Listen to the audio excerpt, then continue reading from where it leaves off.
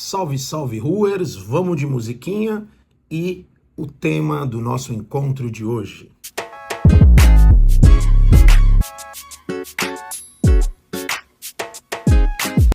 Muito que bem. Quero que você já comece pensando aqui comigo. Vocês já ouviram aquela frase? Eu vou trazer aqui duas frases que são muito usadas e que geralmente dizem meia verdade, mas acaba sendo um ataque a quem está em sofrimento. A frase de número 1 é: quem vive de passado é museu.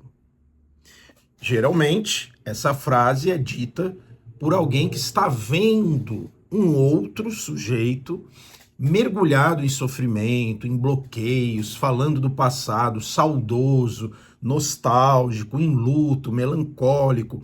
Geralmente, as pessoas não têm paciência com quem está sofrendo. As pessoas, como se, ao se aproximar de alguém que está muito sofrido, ela fosse se contaminar. Então isso é a dura realidade.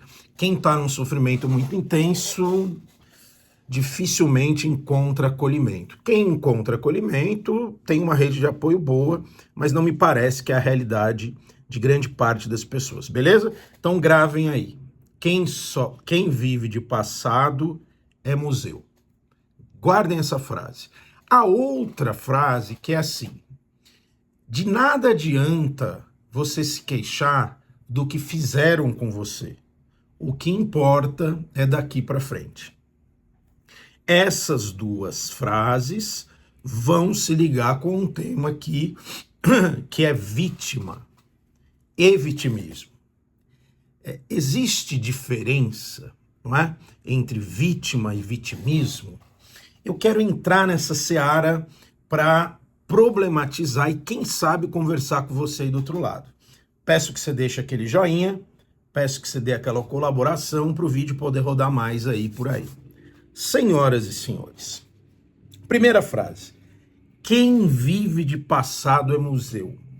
Muitos detratores das psicanálises atacam a ideia de terapia porque, segundo dizem, muito mal informados aliás, a terapia serviria para culpar a mãe. A terapia serviria para ficar pondo culpa nos outros, não é? Isso é um erro. O que acontece? O nosso inconsciente, ele é atemporal. Por ser atemporal, aquelas experiências que o sujeito viveu na infância, mal resolvidas, mal elaboradas, marcantes, verdadeiros imprints, isso fica marcado em nós. Então, não é que o sujeito fica buscando o passado, é que o passado está presente e vivo no sujeito. Portanto, na verdade, um bom trabalho com o inconsciente, uma boa terapia profunda, essa sim visa tirar o sujeito dessas amarras, dessas travas, dessas conexões, dessas associações afetivas, para que esse sujeito aí sim possa viver o presente, possa planejar o seu futuro, mas jamais nós teremos uma cura total das experiências que ficaram lá atrás. Compreendem isso? Faz sentido para vocês? Vou tentar trazer um exemplo. Uma pessoa, vamos inventar aqui, do sexo feminino, uma mulher, ela não consegue ter boas relações românticas. Toda hora ela cai num certo padrão, ela repete padrão, ela vai arrumando caras que não fazem bem para ela, sacou? Isso, por vezes, é uma repetição de experiências ruins que ela teve com homens, com figuras masculinas do passado e que estão esquecidas. Ah, mas eu não lembro disso. Ah, meu pai era maravilhoso, né? Veja, a nossa mente, ela funciona com sistemas de defesa. Então, qual é a proposta do Freud, que eu acho muito boa, não é? E também, de certo modo, não é do Jung, mas tem algo por aí que é assim: aquilo que não foi elaborado volta em ato. E cá para nós, minha gente, É muito difícil elaborar o que a gente viveu em família, com pai, mãe, tio, vovó, cachorro. São muitas marcas, múltiplas marcas. E não é raro a pessoa começa uma análise dizendo que o pai era maravilhoso, a mãe é maravilhosa. Quando você vai destrinchando, não é? As histórias, escutando os sonhos, abrindo os portais, vamos brincar assim, isso vai mudando, não é? Por quê? Porque nós criamos defesas. Também gravem esse conceito de defesas, mecanismos de defesa. Perfeito? Bom, e isso com tudo, né? Um bloqueio sexual pode ter N razões ligadas à história do sujeito, uma dificuldade de ser cuidado, uma dificuldade de estar em grupo, processos depressivos e psicossomáticos, não é? As raízes da coisa, gente, não tem como escapar disso. Nós somos seres históricos, portanto, quem vive de passado é ser humano, não é? As coisas na nossa mente, elas não brotam do nada, né? Como a ficção cerebralista, organicista aponta por aí. Não, as coisas têm histórico. E por uma razão simples, um bebê e uma criança pequena é muito vulnerável. Ele pode tanto ser marcado por amor e ali fincar as bases de uma futura personalidade saudável, como fincar os processos traumáticos. É muito fácil para um bebê, para uma criança, entrar em processos traumáticos, porque exige um tato, uma sensibilidade do contato que é muito rara de encontrar.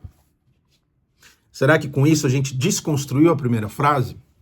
Ou não? Fique vivo aí, discorde, escreva nos comentários, etc. A outra frase, a depender, ela é perversa, não é? Vamos lá. Não importa o que fizeram com você, importa o que você faz hoje e no futuro. Você já pensou essa frase ser endereçada para uma pessoa que sofreu abuso? Você já pensou essa frase ser endereçada para mulheres que foram espancadas em conventos? Você já pensou essa frase ser endereçada para alguém que está atolado de angústia porque teve mortes significativas na primeira e segunda infância? Percebe quão perverso é isso? Não é? A gente fala umas coisas, às vezes não percebe, não é? Então, o trabalho psicanalítico ou de outras abordagens com o inconsciente profundo, não é?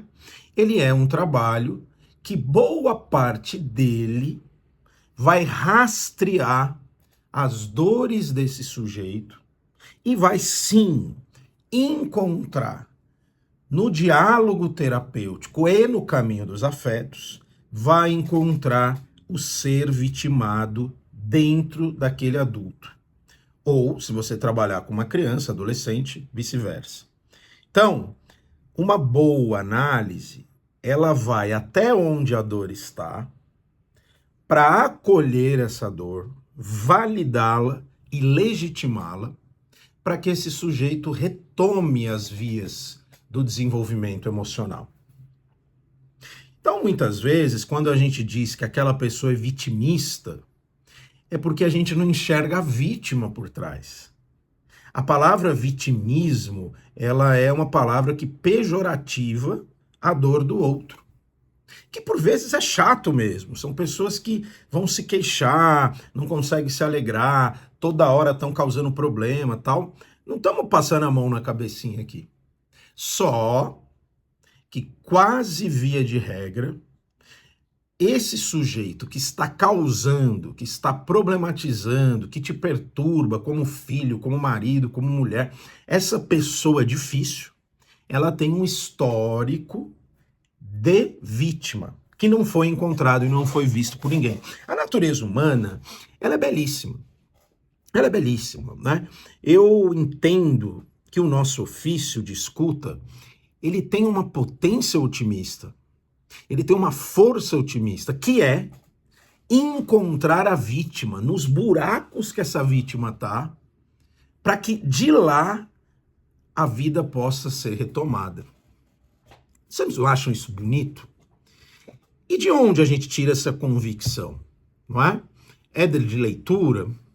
Não, é porque cada analista tem que ter sentido isso na pele para falar de um lugar vivencial, de uma equação pessoal que sentiu o próprio método de cura e aí pode replicar e atender com tranquilidade. O mundo é muito duro, senhoras e senhores. O mundo, ele quer que você produza, ele quer que você seja um exemplo de sucesso. Não há espaço para falhas, para brochadas sexuais e simbólicas. Não há espaço para erro, para angústia, para depressão. Tudo isso vai sendo colocado numa caixinha de fracasso. Mesmo as terapêuticas, elas acabam replicando esse olhar. Vamos consertar, como se você fosse uma peça, um carro, uma mecânica, compreende?